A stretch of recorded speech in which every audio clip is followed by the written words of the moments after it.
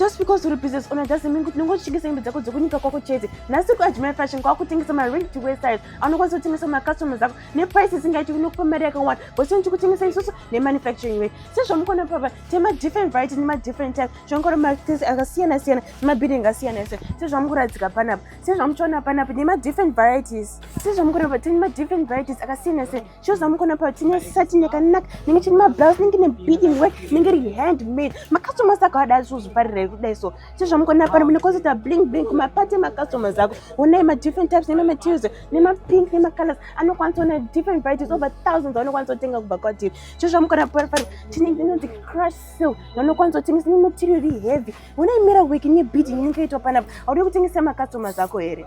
Saka newafunga kutengesa ready to wear style yako akanaka kudai so achipenya penya kudai so. Nokwanisa kutata namba inenge pa screen. Nokwanisa kuita WhatsApp kana video call. Bakwanisa catalog yedu yesi. Bauza josesho zvigaipo. Nokwanisa kuita import kunyika yako direct ku doorstep kwako. Ukwanisa ne business yako ninge kanakisisa kudai so.